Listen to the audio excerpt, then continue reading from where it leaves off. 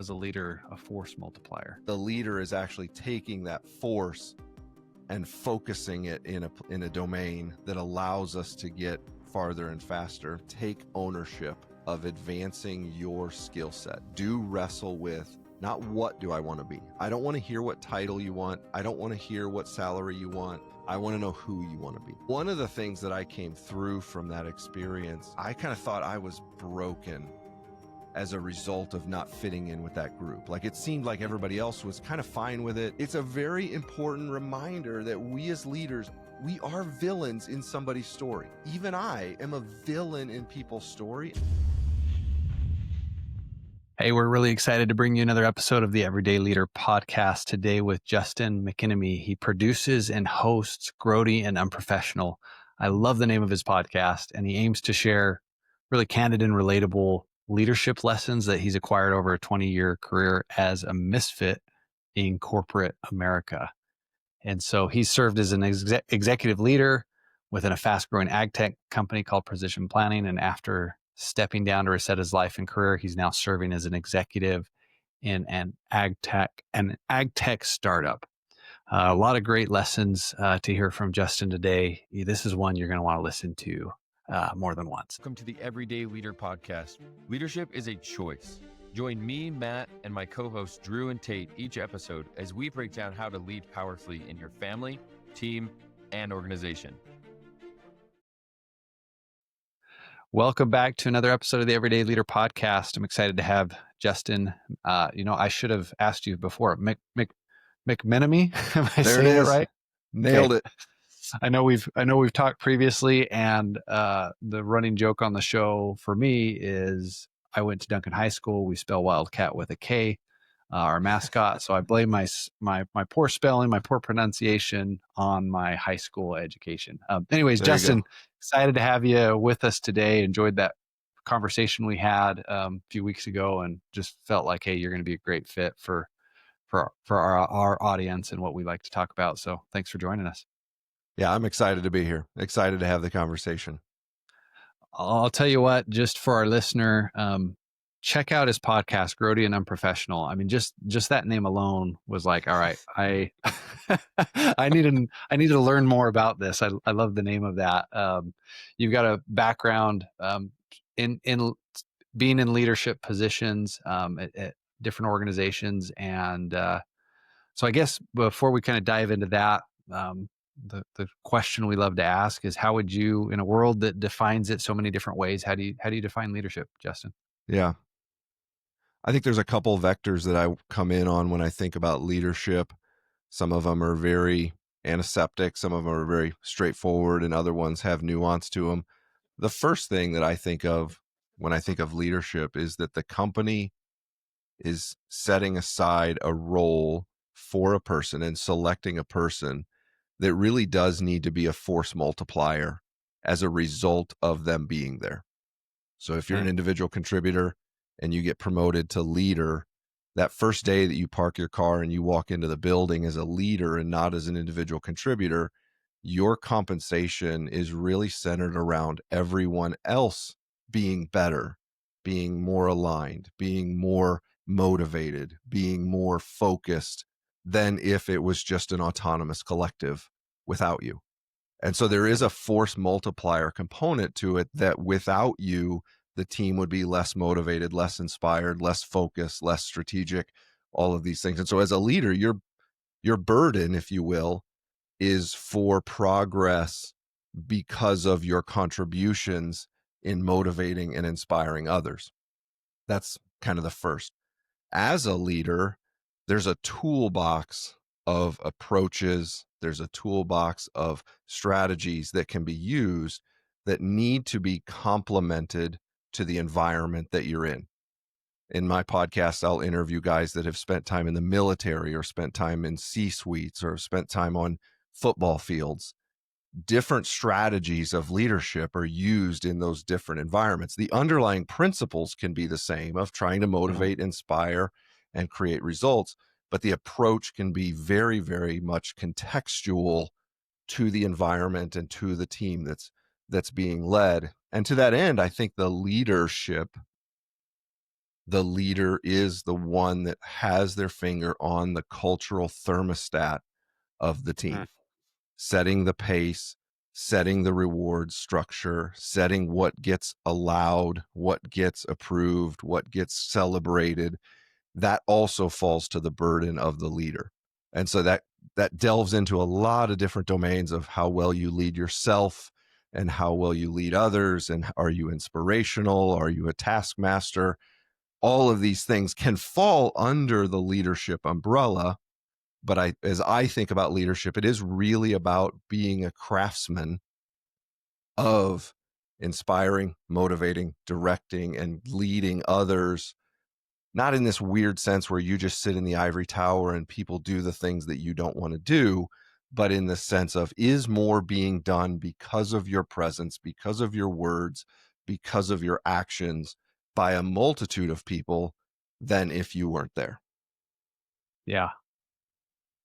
So good. A lot of things there too. One thing I heard you say twice, and because I heard it more than once, I want to ask you about it. You use the word force multiplier. Like Yeah. what? Tell me what is that to you? How is a leader a force multiplier? As I think about it, it is to say the best leaders, the team is getting more done or has more motivation or has more progress towards a goal because of the words, the temperature, the structures, the framework, the reframing of the problem. The leader is very much taking people that would get something done just because they're intrinsically motivated or just because they see a task before them or just because they're compensated to do something. But the leader is actually taking that force and focusing it in a domain that allows us to get farther and faster. There's a quote that I use, and I don't ever quote it directly because I don't write it down and I don't have a great memory, but Clayton Christensen, the famous gentleman from Innovator's Dilemma, Innovator's Solution, he was a Harvard business professor. He talks about you can have two identically talented groups of people in different environments and their performance will be categorically different. And to me, that is a marker of leadership. If you have the same level of talent and the same level of background and skill set as another leader in a similarly set environment, but what is attained and what is what progress is made is categorically better, that's not all on you as the leader, but that is part of what your charter is to use the skill, use the talent, use the environment to make the most progress that is possible within the environment. Yeah. Well, that's such a good point. I like to say, and especially with those I work with, that if your business or your organization isn't growing the way you want to, it's likely either a problem with leadership or systems and processes. And you could even maybe say the systems and processes belong to the leader, and that's maybe part of that. And yeah, I think that's the ultimate responsibility as a leader is to say, hey, if we're not going where this is going, where we want it to go, it's because of me. Yeah. An extreme ownership, it's not easy approach. to say that. That's right. Yeah. Yeah. It's easy to blame the people that are rowing. I remember I was in a very large organization and we were going in a direction that many people didn't think was the right direction, but there was a constant blaming of the rowers that said, hey, we're not getting where we need to go because the rowers. And my mind, maybe a little too creative. I had this mind of this like Phoenician warship where all of the rowers are below the deck and all they have visibility to the world is this tiny portal that their oar goes through. And there's somebody kind of cracking the whip like row, row, row. And you can blame the rowers, but at the end of the day, there's one person standing on the deck with their hand on the rudder, and a tiny little change in direction of the rudder sets the entire course of the warship. And I think oftentimes there is a temptation to blame the rowers, if you will, when the reality is it's the person at the rudder that is setting so much of the path. And as a leader, whether you're a team leader in a large organization of 6 people, or whether you're a division manager or a vice president, there is a domain in which you have control of the rudder. Yeah. So good. Such a good analogy. I'm just thinking, is it Ben-Hur? Is that the movie with the It might be. Those images are popping in my mind as you're saying that. Anyways, no, that's what a great analogy. And to our listener, I mean, hopefully pretty quickly you can tell that Justin has some experience in leadership. And could you talk a little bit about your leadership journey, the roles you've been in, kind of the journey as of late?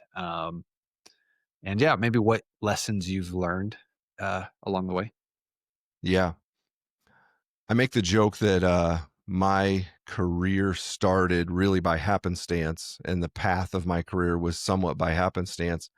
My grandfather had a farm, and in the 1980s, you didn't recommend your kids to stay on the farm. You told your kids, like, hey, get into the trades. And so all of my uncles went into the trades. And then in the late 90s, 2000s, the people in the trades weren't telling their children to stay in the trades. They were saying, hey, go to college. I don't know what they do in college, but it seems like careers go faster when you go to college. So go to college. And I really went to college because that's what you were supposed to do. And I remember as a kid, I think I was a junior in high school, I took the test where it's like, yes and no. Do you want to make a picture frame? Do you want to care for a cat? Do you want to fix this? Do you want to, and it, like, you just 500 yes, no questions, and out pops the career that you're supposed to have. And mine was engineer. That's what it said. And I remember thinking, like, there wasn't even a question on the test of, do you want to drive trains? But somehow it knows that I want to be a train engineer. I didn't even know what an engineer did. And so what did I do? I went to the state engineering school because that's, I guess, where they make engineers. So there's a lot of, I'm going to say, it wasn't unintentionality. It wasn't lack of strategy. It was just, quote unquote, the next right step for me. And so I ended up coming out of college working at a large multinational Dow 30 company that is well known and widely successful for over a century. But I ended up in a pocket of that organization that I think in hindsight, it's fairly safe to say that I had a hostile experience. That wasn't the experience of every person, but I just ended up in a certain time, in a certain place, in a certain group that was atypical of most employees' experiences. And so across the first decade of my career, I probably learned more of how to demotivate employees than I did how to motivate. It was very much a leadership style that went to the whip hand rather than trying to connect with employees, trying to motivate, trying to inspire. It was far more of threats rather than carrots, if as the case would be. And a lot of stories in that domain. One of the things that I came through from that experience, and I talk about this multiple times, I kind of thought I was broken as a result of not fitting in with that group. Like, it seemed like everybody else was kind of fine with it, but I was really troubled with it at a very deep level. This is not, even at the pure business sense, this is not the most profitable way to treat people. Like, even if you peel it away and you and I are just investors, we're just VC investors, and the only thing we care about is ROI on our dollar. There are people that are working less than their capacity because of the way that they're led, right? If you have an authoritative leader, you are going to get minimum effort while the employee is being surveilled. And so as long as the leader is surveying, whether it's through cameras, whether it's through walking the hallways, whether it's through design reviews, you'll get minimum effort while the employee is being surveilled. But most people want to be useful. Most people want to work hard. Most people want to be part of a mission. And if the leader gives them that mission and equips them and enables them, and rather becoming their surveillance becomes their support, you will get this massive increase in throughput and enjoyment and fulfillment, and the investor wins on the backside. And I had all of these thoughts and these feelings, and I just wasn't seeing them manifest. So at 10 years into my career, I left that organization and I went to a very small organization that had just been sold by its founder. It had just had the motivational, inspirational, the prophet who led the troops across the desert had just exited. And there was an organization very much in flux. The employees weren't sure what the long-term success of the business was going to be. The customer, the dealer, the industry, everybody thought he's gone. This thing is just going to fizzle. And what that allowed for was myself and a group of us, about 6 or 7 of us, across the next decade, we were really given an autonomous run of practicing these leadership approaches, practicing these leadership styles. I'm not going to say that leadership alone took us from a business that had X year-over-year growth to Y year-over-year growth. But what is true is across that decade, we 10x'd the business. We moved into international markets. We signed a lot of supply agreements. There was a lot of growth in a lot of different directions. And for me, I come into the middle of my career now having a decade of seeing really, man, you can demotivate and really cut people's effort down to bare minimum through leadership. And you can inspire people to want to run through a wall. Now, as a leader, you have to make sure that people keep their energy at a level that it's not. I've told multiple people, this isn't a sprint, this is a marathon. I mean, that when you're as a leader telling employees like, hey, you need to see your family, you need to take vacation. That's a really great place to be as an organization when you have people that are so energized and so excited, you're pulling them back. I love as a leader having to pull on the reins and say, no, I need you here for the next decade. And for you to be here the next decade, your marriage needs to be in a good spot. Your parenting needs to be a good spot. Your health needs to be in a good spot. And so we're going to position you that you can't come to work next week. I've actually done that. I've turned the badge off of an employee and told him you are not allowed to come to work next week because you're working too hard right now. And we need to make sure that you're here in a year and 2 years and 5 years. I don't take all the credit for that. That's not the intention of telling the story. Sure. But it is to say, when I say force multiplier at the very beginning, it's because most all of the people that were working at the second company had come from the first company, like myself. And we ourselves experienced and said, man, I love coming into work in the morning. I want to stay at work in the afternoon, not in some weird manipulative because we were getting back rubs and barbecue and sleep pods the way you see in certain San Francisco organizations. It was because of proximity to the customer. It was because of passion for the mission. It was because we were on the winning team. And winning, that's a whole nother vein we can go down, Drew. Winning in business is completely self-defined in many ways. It's an infinite game, not a finite game. On we can set that aside for now. But it is to say, I experienced 2 very, very distinct forms of leadership and was able to be a practitioner in the latter half. And so as I come into my middle career here, I'm doubly convinced in the strategy because I've seen both. As an engineer, you've seen it in the bad way and you've seen it in the good way. And so you become convinced that these things are real. Yeah, no, that's really incredible. And it sounds like that first portion of your career was probably really helpful in you seeing the contrast between the two. Yeah. Yeah, as I hear you talk about that, was there any, I mean, you made a comment too about feeling, I don't know if you felt like you were crazy a little bit in the first organization for about sure. that, but was there any fear in like, hey, let's try things new, try things different? You know, I saw how it ran years before and I didn't like how that works. And I think this is a better way. And I'm not sure, but I want to try that. Like, talk about, did you experience any of that? And what was that like? Yeah. Within the first organization, you know, I do have a genetic within me, my personality. I do want to fit in. Like I tell my wife that I say, you know, I like to fit in, and she laughs. She's like, no, you don't. I've been married to you for 21 years. You are not a people pleaser. You don't try to fit in. And I say, I know. But inside of me, the fit in guy has a voice. Like he's always there. He's always telling me like, why don't you just fit in? I read leaders from the past.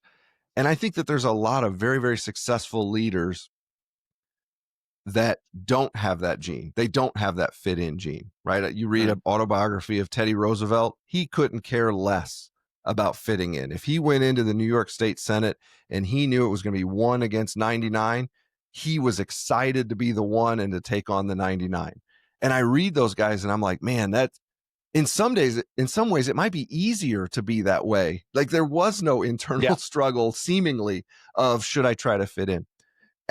That's a long and wondrous way to say that as I was in an organization where I saw that people were treated really as not even assets.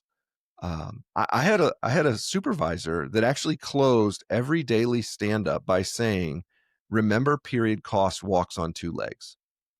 Like that is the literal opposite of considering people as an asset. You're saying you are a liability, and if you don't have a return on investment, we can cut period cost.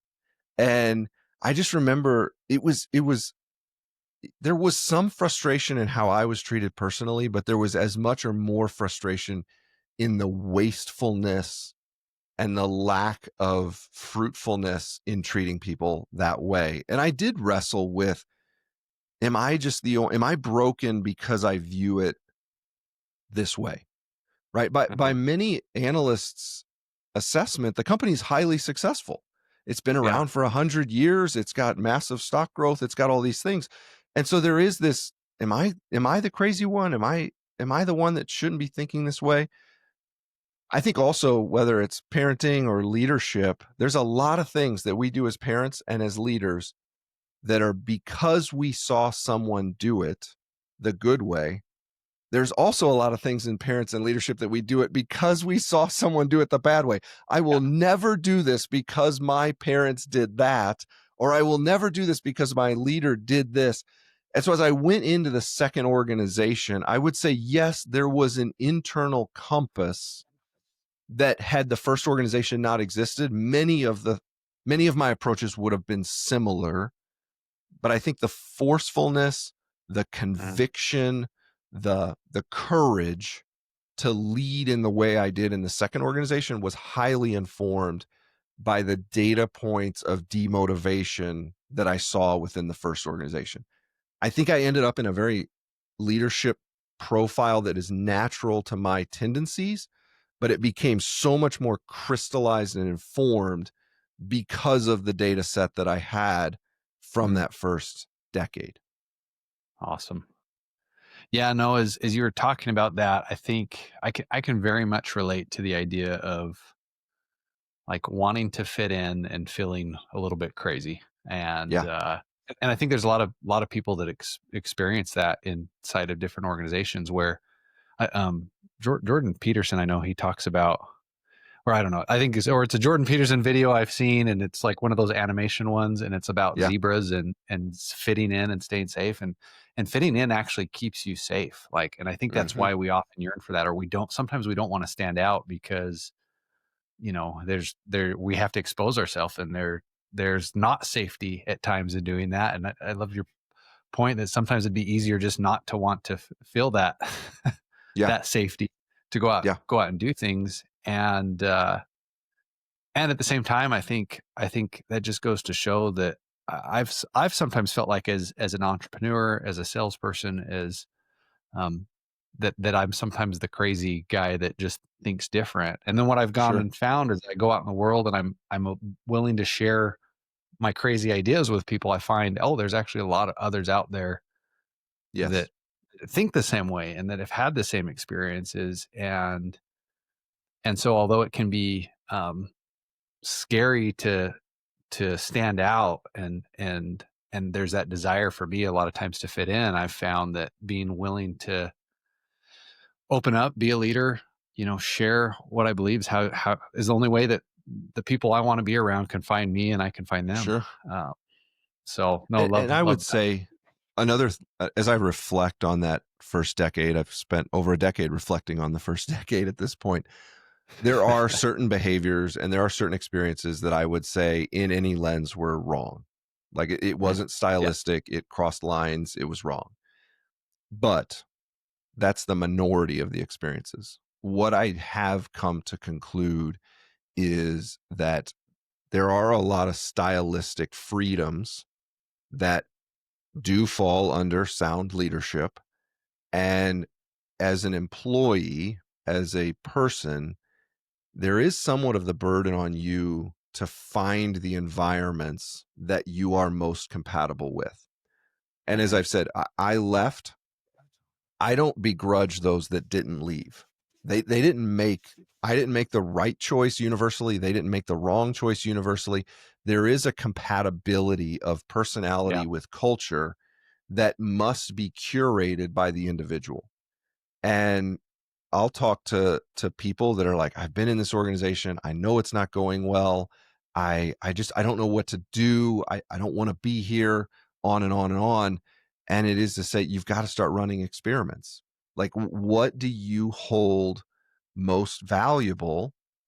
It's not right. It's not wrong, but some people do hold the title as most valuable. Some people do hold the W-2 high watermark as most valuable. For me personally, I came to the place where I said, my ladder is leaning against the wrong building, right? I had opportunity for promotion. I had opportunity to climb the ladder. While I was having these experiences, they're saying, hey, you need to get out of the frying pan and into the fire so you can be refined, so you can help lead farther and farther into the organization in the future. And I came to the conclusion that my ladder was leaned against the wrong building. For me, I was willing to climb down the ladder, move the ladder to another building, and start at a low rung and then climb back up. And climb is not by W-2. It's not by title. It just means to invest, to spend time, to contribute to an organization. And so for me personally, as I interviewed for that second role, in the interview, they say, what are your salary expectations? I said, I have a mortgage. I'd like to save for college for my kids. I would like to feed my family. Beyond that, I want to be here because of the mission, because of the people, because of the customer, and because of the style. And I'm willing to sacrifice from the W-2 high watermark to be on this island. From a pure leadership negotiation tactic, that is not the tactic they teach in school. But for me, what I valued was the compatibility with the culture rather than the title, the pay, the prestige, the business card. And once you focus in on who is it that I want to be, rather than what is it that I want to be, those things come into focus in a way that was just very helpful for me to say, no, I'm not giving up by stepping down from a high title into a different title. I'm not giving up. I'm just moving the ladder from something leaned against. It's not a horrible thing. It's just not the building that my ladder should be leaned against. And I'm willing to start on the first rung if it allows me to get to a place that I view as being more compatible with me personally. Well, I think if you're, for our listener, if you're a leader, especially if you're building something, that's such an important thing I think there are some of those that what's most important at the end of the day is the paycheck, the hours, the benefits, those type of things. Yes. I want to show up to work. When I leave, I don't think about it till I'm there tomorrow. And there's others where it's like they want to be part of something bigger. They want to have a mission. They want to have, and you as a leader, you can create that and you can decide, hey, what do we want to have so we can attract the right people, and some aren't going to Correct. be a fit here. And um, yeah, I love that analogy too of the ladder leaning against the wrong building. Like I Yeah. think it's useful to recognize, hey, in some places it works to have lots of systems and processes, and we focus more on management and leadership, and that's just how it runs here. And if you're okay with that, great. Yes. And I think there's a segment of people that they want to be a part of something bigger. They want to be it the paycheck doesn't matter as much if they feel fulfilled by what they do or their role or the organization or the experience that they're part of. Not that pay is not important and that you don't want to provide good things for your people, but I think people are often, they're looking at more than just the paycheck at the end of the day. Yeah, So totally. love that. Well, Justin, let's change gears a little bit. Talk about the mid-career sabbatical. How you what led you to start your podcast? If you don't know Justin, make sure to follow Grody and Unprofessional. And tell us a little bit about that side of things. Yeah. So I had been at the second organization, a business by the name of Precision Planting. I'd been there for about 10 and a half years. And as I mentioned, we had really, really rapid growth in the space of a decade. A lot went on in a lot of domains across that decade. And I even remember as I was interviewing to come into the organization, um, I had said in the interview essentially like, hey, I know I'm not the right head of engineering for a $4 billion, $5 billion, $10 billion company. And so there is a day where the business needs someone different than me. I'm a little too rambunctious. I'm a little bit too ready, fire, aim. I'm a little bit too, let's figure it out as we go. And you do get to a size and you do get to a scale and you do get to a place where really a little more rigidity is the right thing. Now, I personally believe that organizations should pursue violently to be ambidextrous, to allow the rule setters and the rule breakers to coexist. I think that is the highest form of leadership, is to keep peace amongst those two groups and to allow those two groups to thrive. But I just knew from my previous experience that there is a place. I have a sweet spot as a leader and my passions that just, if the business grew to infinity, there was going to be a time and a place where no harm, no foul, no hurt feelings, just the sync. We've fallen out of sync. And so across the 10 years, we were growing and having a lot of fun and things like that. And a couple things converged at once. And we'll separate the layers. The first is the personal layer. I think a lot of us, we graduate from college, we start our career, maybe we're married right out of college, maybe we have a few years of singleness, and there's just a lot of free time. And some of us, for various reasons, choose to invest heavily in our career and in our work. And you've got a lot of extra time to do that. Then you get married and definitely you dedicate time to marriage, and there's the honeymoon phase, but you still have a lot of free time to commit to work. And that commit to work gets returned because you get a role with a little more responsibility and a little more responsibility. And then you have that first kid. And when they're little, you only have to put them to bed every other day. And so you still have every second night to either work in the basement or check emails or this or this. Then you have the second kid and you got to move from zone defense to man-to-man defense. And now you're putting a kid to bed every night and you're getting a little older. And so you're a little more tired at 10:30 than you used to be. Now working till midnight isn't as easy as it was, but you've been promoted 3 times. And so you've got more work and there's more emails and there's more.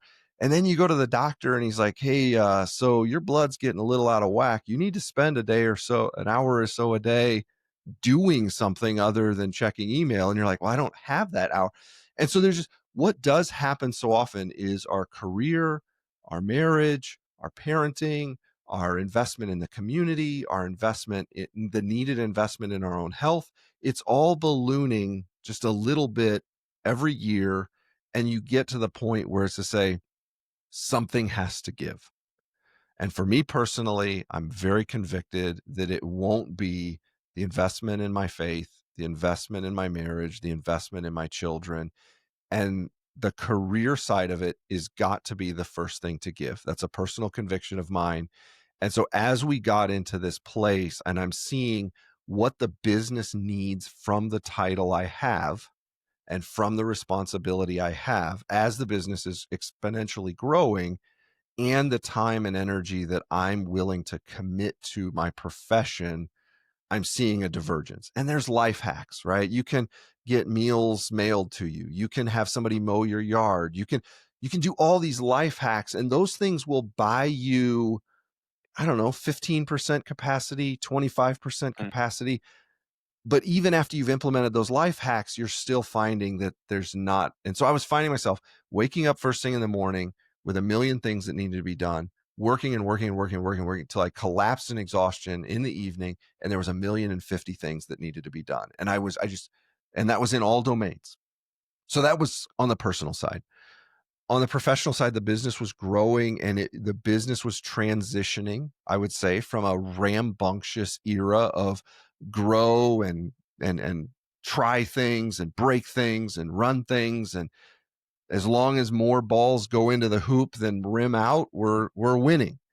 And it moved into an era, not overnight, but it transitioned slowly into an era where it's more about integration, and it's more about coordination, and it's more about communicating and forecasting and predicting and being more methodical. And I just, in very transparent terms, saw that my skill sets and passions were diverging from what the business needed at this phase in its history.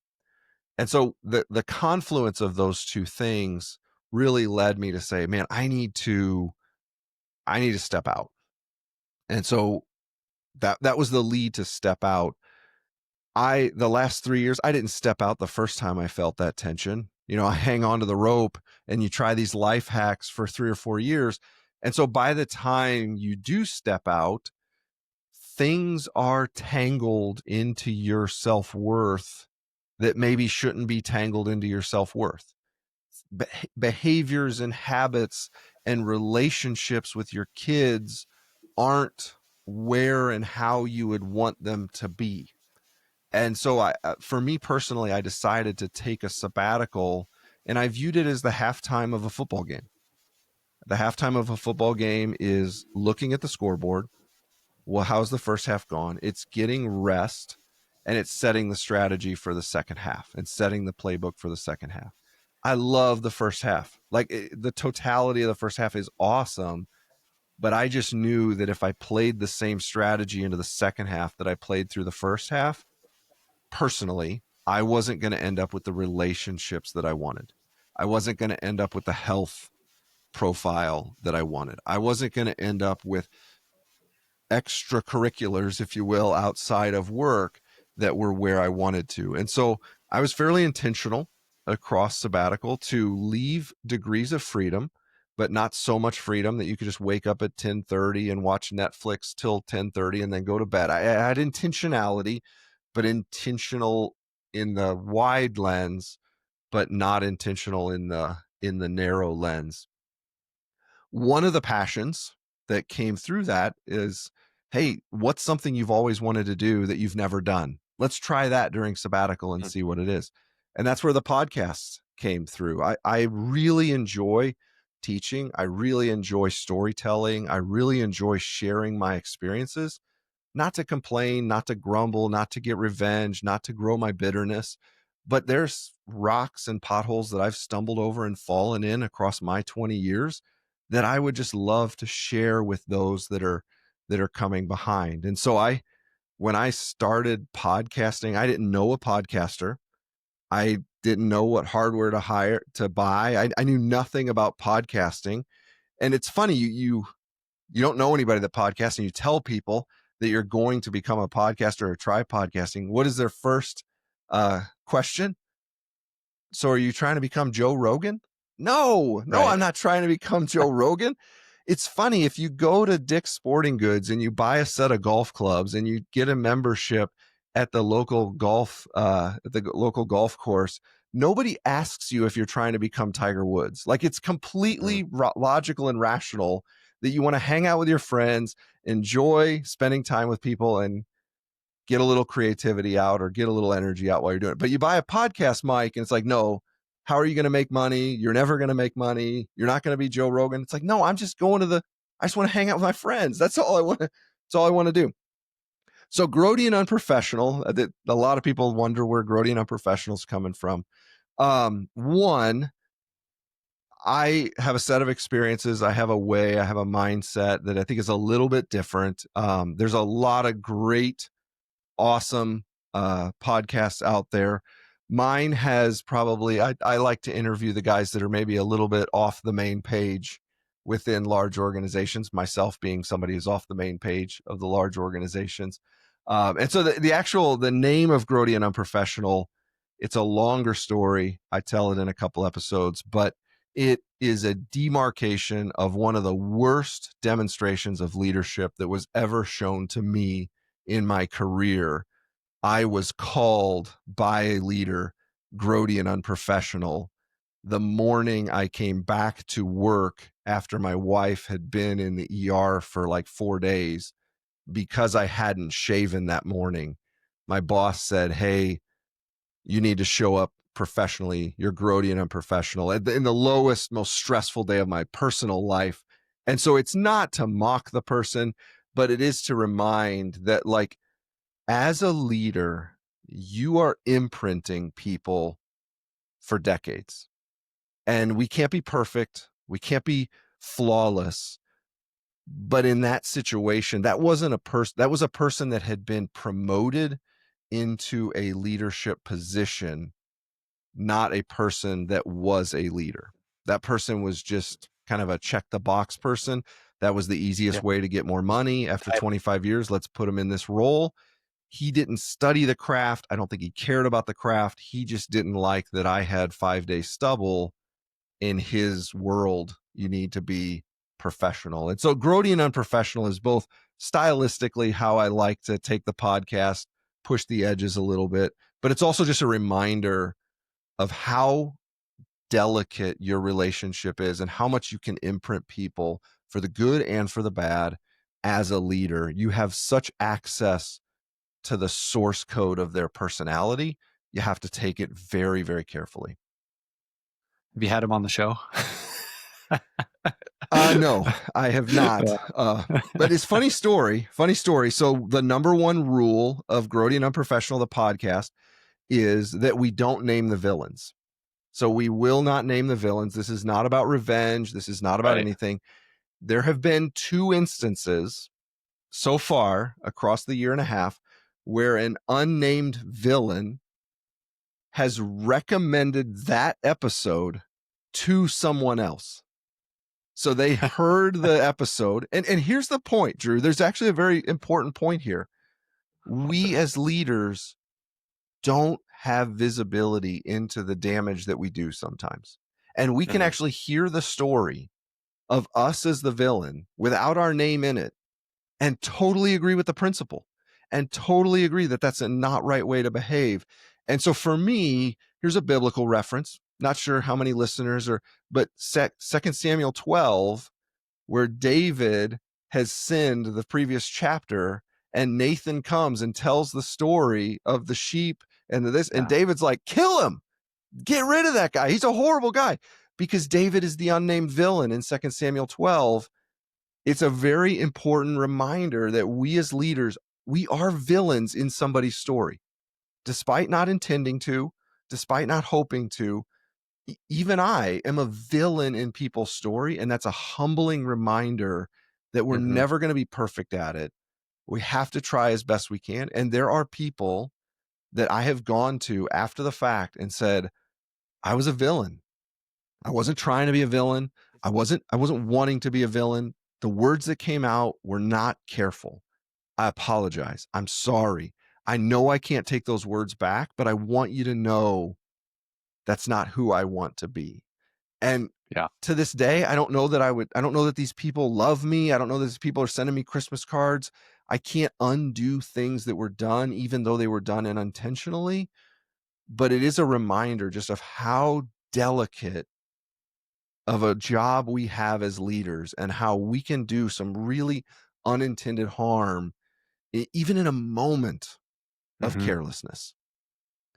Yeah, it just made me think of, I was leading a team at the time, and my team was crushing it, and had this guy on our team that was one of our top performers. And whenever there's a top performer in sales, it seems like everyone wants to know, what's his script, what's he saying, what's he do that's so special.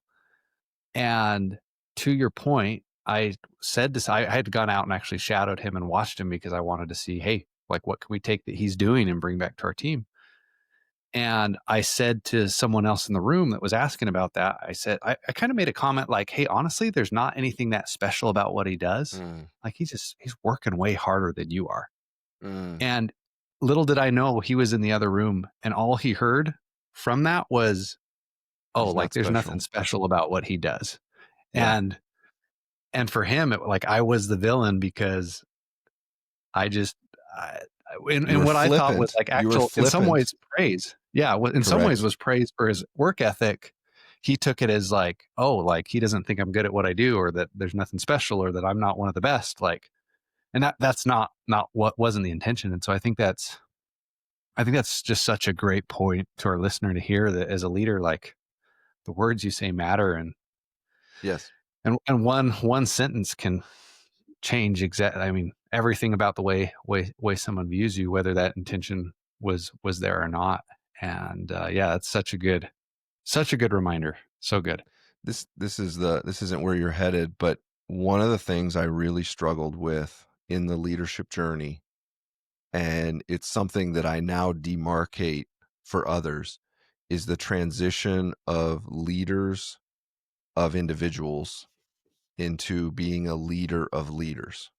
That's actually a chapter break in your leadership journey that is as important as the day you walked into your office for the first time as a leader. A lot of people think, hey, I know leadership. I've been leading these guys for 10 years. I just got promoted to director.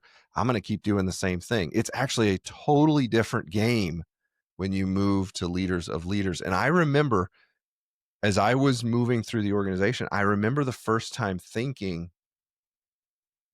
I'm now in meetings where this 30 minutes is the only 30 minutes that some people will ever experience of me as a leader.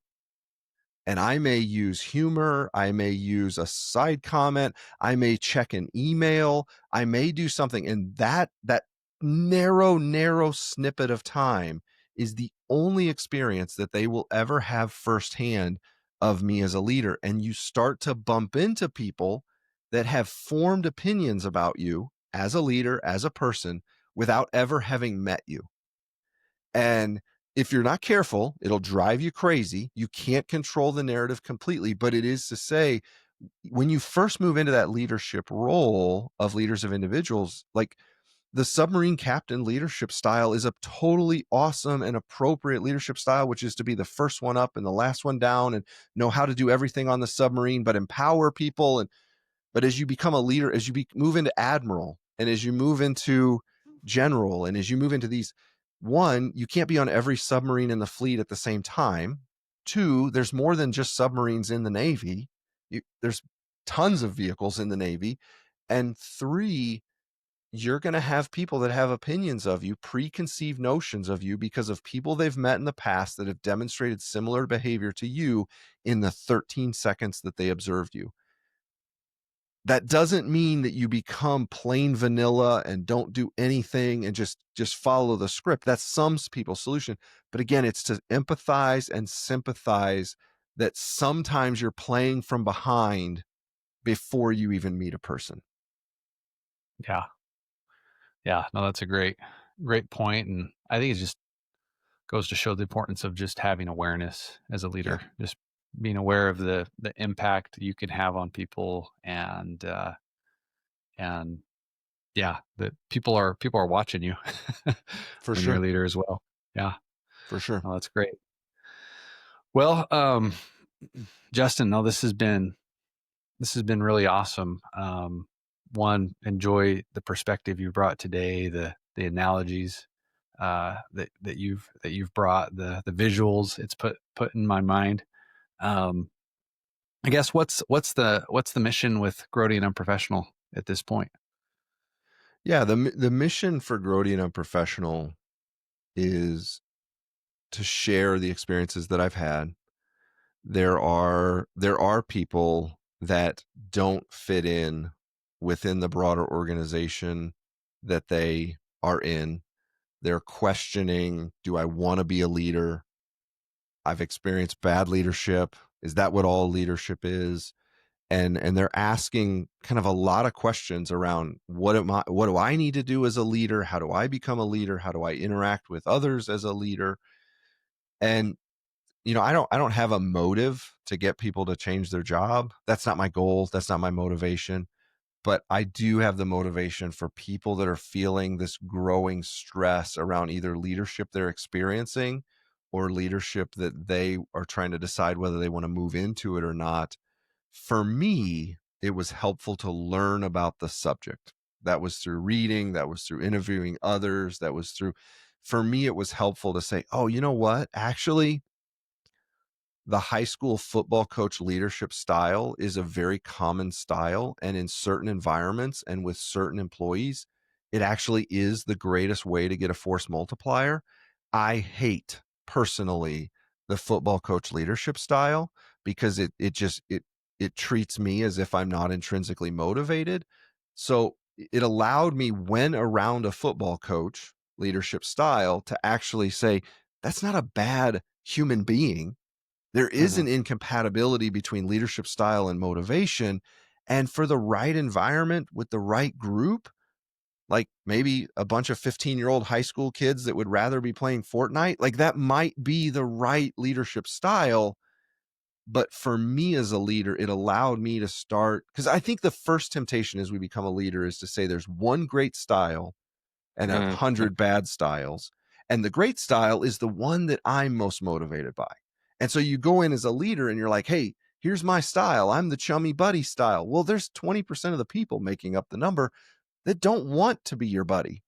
They just want you to leave them alone. And so learning about the different constructs, the different ideas of leadership for me was a helpful path.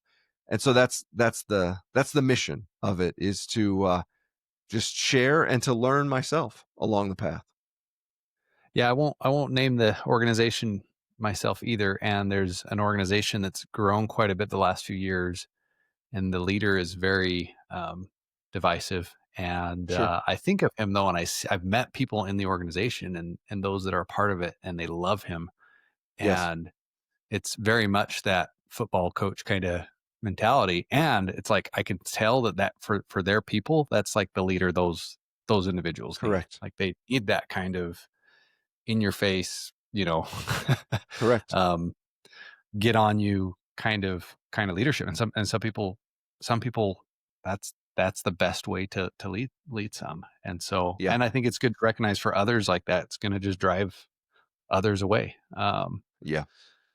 Really good. Well, hey, maybe one, as we're kind of wrapping up, a last question or two. What would your advice be to that person who's maybe in that 10 to 20 year into their career that are starting to feel those feelings? And you've maybe kind of answered this already, but what advice would you give to them that maybe feels like, hey, I'm not in the right place, or I feel a calling to be a bigger leader, whether that's here or somewhere else? What would you say to them?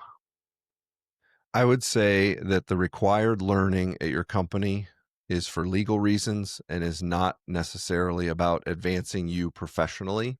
Take ownership of advancing your skill set. Do wrestle with, not what do I want to be. I don't want to hear what title you want. I don't want to hear what salary you want. I don't hear what parking spot you want. I want to know who you want to be. I want to be an empathetic leader. I want to be a person that does this. I want to be a person that succeeds in these environments, and pursue experiences and pursue understanding and pursue relationships of those that demonstrate those skills.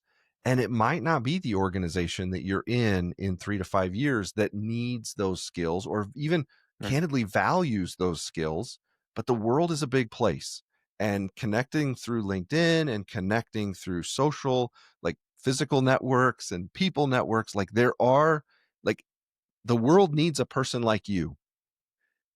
There is some effort that goes into you becoming a better version of you, and there's some effort in finding the place in the world that needs a person like you. But and that's, I don't give it in some Shangri-La like dream job, like the world is real, work is futile, like that's all true. But there's some imaginary threshold of some component of the business that once it goes over that threshold, it used to be an annoyance and now it just consumes your heart and your mind and your soul, and why do we do this, and why can't we? And so I give advice to a lot of people, that is to say, what are you using your extra time for to grow to the next phase or to get those experiences? And bluntly speaking, this is a Grody and Unprofessional take right here. If you give 85% at work for a year and a half, nobody's going to notice.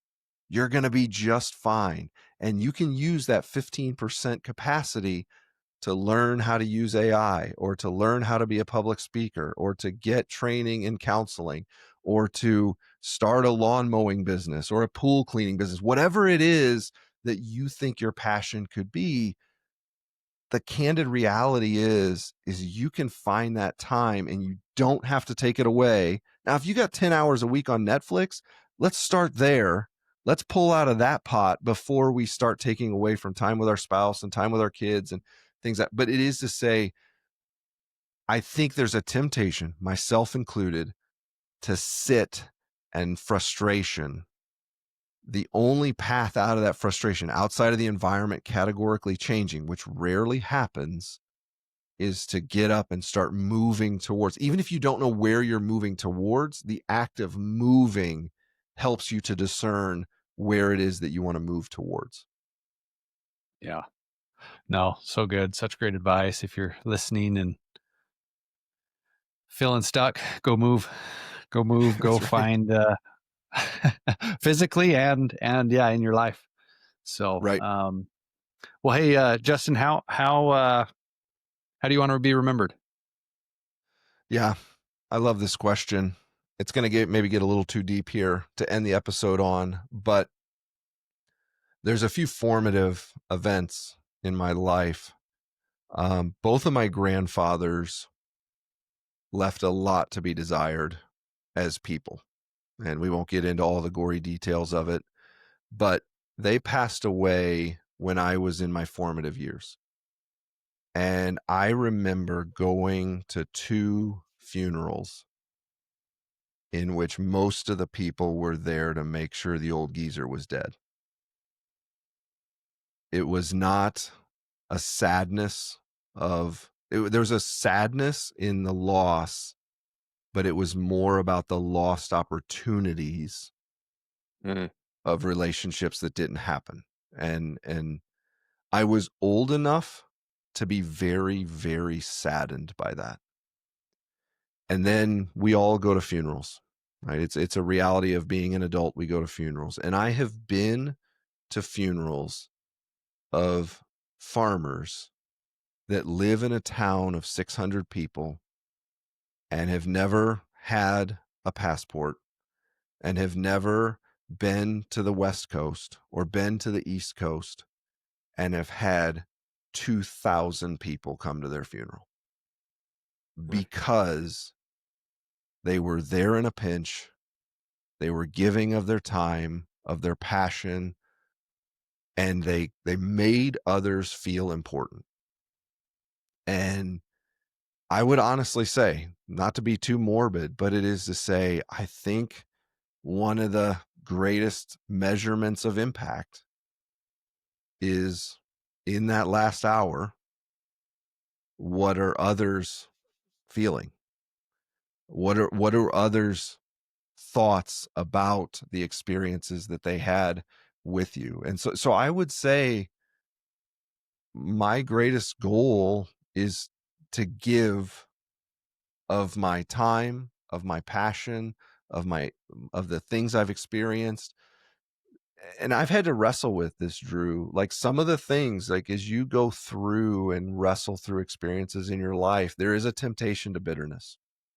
Sometimes you find yourself, and I found myself in the past, of telling a story to try to not, like, kind of get revenge out of the experience, or like create empathy, or like, don't you like, and I've had to really wrestle with that. I've really had to get away from that. Am I telling the story so that that person moves forward, or am I telling the story so that that person kind of joins me in the barf bucket situation that I'm in here?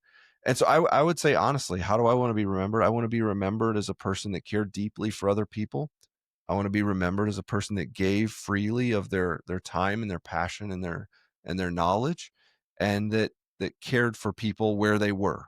Not simply that we just sit and do nothing, but where they are, how can we take that next step? Well, that's great. I think, and my experience of you is that is likely you, what you do. So, well, hey, for our listener, like I said, a lot of good nuggets. This would be one. Not that I wouldn't recommend this about other episodes, but this would be one to put on repeat and listen to again. Justin left us with a lot of gold today, a lot of good nuggets, and go follow the Grody and Unprofessional podcast. And if people want to get in touch with you or reach out to you, what's the best way to do that, Justin? Yeah. So LinkedIn, pretty active on LinkedIn. I think I'm the only Justin McMenamy on LinkedIn. Or you can shoot me an email, justin@grody.io. Thankfully that name was open, so I took it. Cool. Not a lot of businesses grabbing on the word Grody these days. I love it. All right. Well, and to our listener, today is the day. Thanks for joining us on the Everyday Leader podcast. If you're ready to take your leadership journey even further, subscribe to our weekly newsletter for more insights and practical tips. And don't forget to connect with us on Instagram to stay a part of our growing community. Just follow the links in the show notes. If this episode impacted you, please help us spread the word and share the link with a friend from wherever you're listening.